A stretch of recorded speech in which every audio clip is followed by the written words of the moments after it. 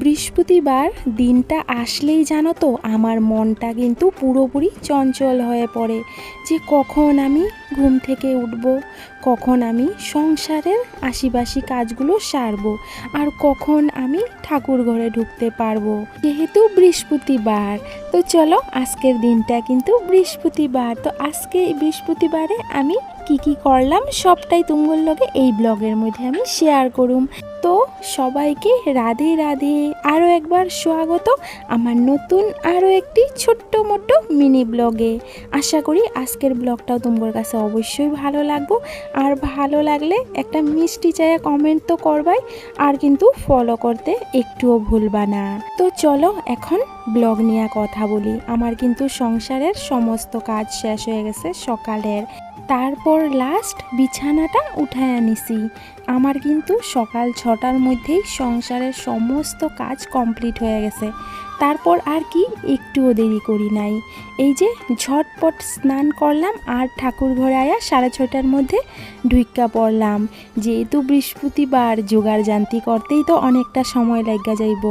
তারপর জানো কি, আমার যেমন রান্নাঘরে টুকুর টাকুর কাজ, আমার কিন্তু ঠাকুর ঘরেও এমন টুকুর টাকুর কাজ থাকে। এই যে দেখো, ঠাকুরের সেবার জল ফিল্টার করতাছি। আমরা ঘরে যেহেতু ডাইরেক্ট জল খাইতেই পারি না, অনেকটাই আয়রন, খুব গন্ধ করে। তো যেই জল আমরা ডাইরেক্ট খাইতে পারি না, ওই জলটা ঠাকুরকে কিভাবে সেবাই দিই। তো তার লেগে কিন্তু আমি সুন্দর করে দেখো ঠাকুর ঘরের এক কোনায় একটা বালি দিয়া ফিল্টার বানায় আনিছি। তো ওইটার মধ্যে জল ফিল্টার করতে দিয়ে দিছি। একদিন জল ফিল্টার করলে ওই 4-5 দিন চইলা যায় আর কি আমার। তারপর আবারও করি। বেলা বাজ্যা গেল 7টা, আর এখনো পর্যন্ত কিন্তু আমি সূর্য দেবতারে জলেই অর্পণ করি নাই। তো তোমরা কে কি মিলাইয়া জলের মধ্যে সূর্য দেবতারে জল অর্পণ করো আমারে কিন্তু অবশ্যই জানাইবা।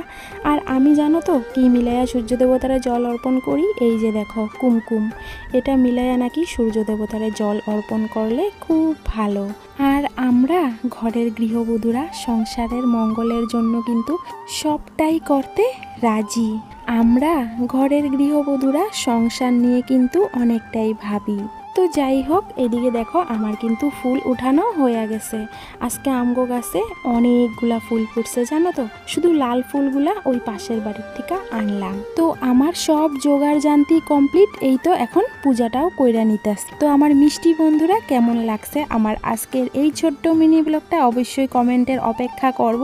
তো চলো আজ তাহলে সবাইকে রাধে রাধে, আজ তাহলে আসি, আবার দেখা হইব নেক্সট আরও একটা ছোট্ট মিনি ব্লগে।